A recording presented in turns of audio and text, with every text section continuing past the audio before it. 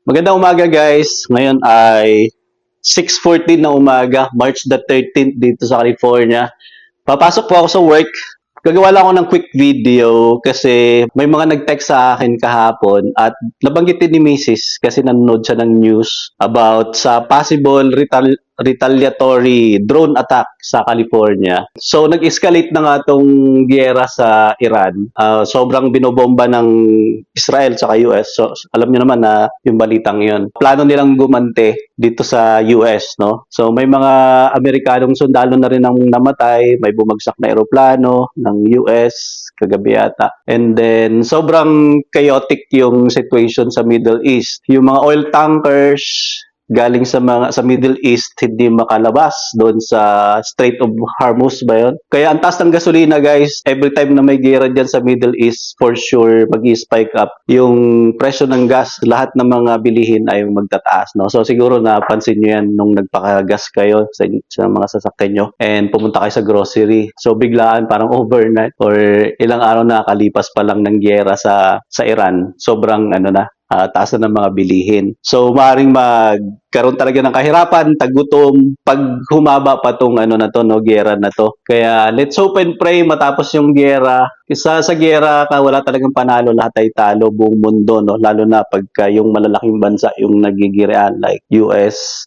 Iran, Russia, China, pag nakisali pa yung mga yan. I know, parang ngayon, European Union, gusto na ring sumali dyan sa gera and Canada. So, parang World War II yung kakalabasan. Nakakatakot guys, no, kung mangyari to. For example, ang threat for drone attack is not just coming from somewhere, no? It was from the FBI. I'm not sure kung fear mongering lang to, no? Pananakot sa mga tao. Pero possible, no, malaki yung chance, no? Ang pinagtataka ko lang saan sila maglo-launch, no, ng drone attack, no? Kasi napakalayo ng Iran, no? Tatawid ng dagat. Sigurado pag yung barko nilang pangyera, yung launching pad, sigurado mapapasabog na at mabobomba na ng mga Amerikanong mga fighter jets, ng mga barko ng US. Pero hindi natin alam, sabi nila, may mga sleeper cells din daw yung Iran at mga terorista na nandito nakapasok na nung panahon ng kabilang administrasyon. Hindi natin alam kasi milyon-milyon yung nakapasok dito.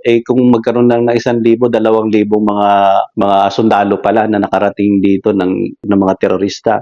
So pwede nilang bombahin yung mga main financial district, mga lugar na maraming tao, maghasik ng lagim dito, maghatid ng chaos dito sa Amerika. For example, pinakamaraming tao dito siyempre Los Angeles, San Francisco, Sacramento, ganyan. So yung Sacramento kasi andyan yung Kapitolyo ng California, being the capital city of California. So yun possible ng mga targets. So yung mga kababayan natin na nasa mga big cities na yan, ay mag-ingat po tayo lahat at buong California, hindi lang dun sa malalaki. So super mag-ingat po tayo at mag-prepare. Prepare physically, start na tayong mag-run, running, mag-walking, jumping jack, push up, mga ganyan, no? So prepare physically, kung kaanuhan man, mabilis tayong makatakbo, no? Parang sabi nyo, bakit kailangan mo tumakbo, ganyan-ganyan. So malay mo, wala ka ng pambili ng gas, o di at least may endurance ka physically pagka panahon ng giyera. Di ba nung panahon ng mga Hapon, yung mga lolo-lola natin tumakbo doon sa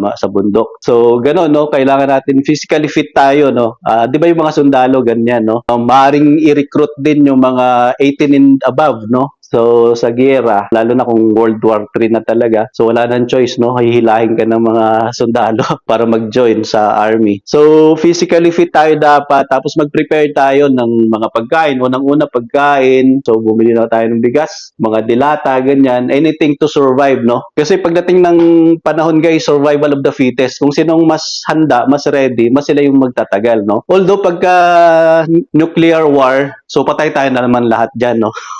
So walang matitira. Alam naman natin US, Israel, Iran, Russia, China, may mga nuclear warheads yan. Kaya kung hindi matitigil to, it will escalate malamang sa nuclear war. So, we'll see. Bumili rin tayo ng gas, no? Ngayon, may nabibili tayo pang gas. Kung wala nang reserve ng gas, so paubusan na. So, kung mag-i-stock tayo ng mas maraming gas, mas maganda, no? Kasi pamahal ng pamahal. I-full tank natin yung mga sasakyan, Kung may mga jerrycans kayo, punuin nyo na yan siya. Pati yung mga gasol, kung meron kayo yung mga propane tanks, so punuin nyo na po yan. Anything na makaka-help, no? So, I'm so glad mayroon akong van. Ang plano ko sa van, pagka worst case scenario, iwanan ng bahay, so takbo sa bundok, so gamit ang van. So sanay naman kami mag-camping, may mga camping spots na kaming pwedeng puntahan. Dadaling ko yung motor, dadaling ko yung mga bikes, mga bisikleta, ganyan. Just in case wala ka ng gasolina, pwede kang magbisikleta or maglakad or motor, mas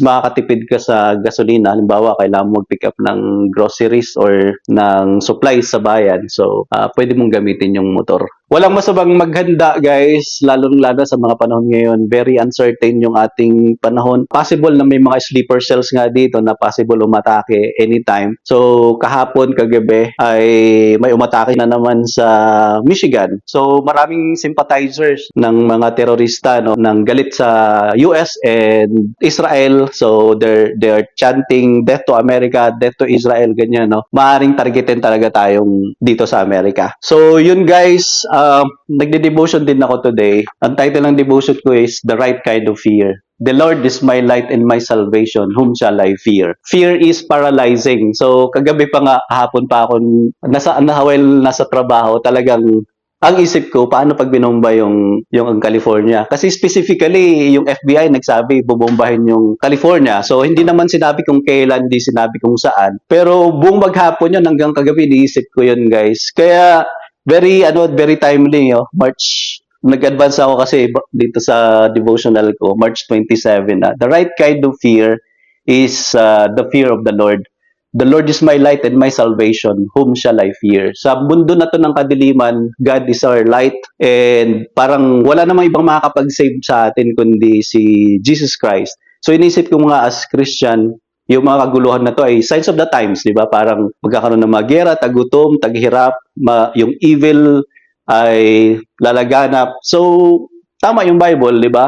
And amidst the chaos, ay may hope, may light tayo, which is God, and He is our salvation, no? So, walang ibang taong makakapagligtas sa atin kundi si Lord lang, no? So, malay mo, mag-rapture na bigla-bigla, no? So, we need to be ready spiritually. Yung relationship natin kay God must be close, or kung wala ka pang relationship kay God, sabi niya, come unto me and I will answer thee. If you don't have relationship with God, kailangan mong tumawag sa Diyos, no? Humingi ka ng tawad sa Kanya at tanggapin siya bilang tagapagligtas. For God so loved the world that He gave His only begotten Son, and whosoever believeth in Him shall not perish but have everlasting life. Si God ay ang ating pag-asa, siya ang ating salvation. Tayo makasalanan, kung tayo hingi ng tawad sa ating mga kasalanan, tatanggapin siya sa ating puso bilang tagapagligtas, ay magkakaroon tayo ng tunay na kapayapaan, ng salvation. Hindi outward na kapayapaan, kundi inward. The peace that surpasseth all understanding that came from God. So yun lang po yung ating video for today. Very quick. Hindi ko na nga po i-edit ito kasi gusto lang i-share sa inyo na mag-prepare, maging ready, both physically, emotionally. Huwag tayong matakot, alisin natin yung fear, basta mayroon tayong mag-ready din tayo, yung tamang fear na maging alert, maging prepared, and then ayusin natin yung relationship natin kay God.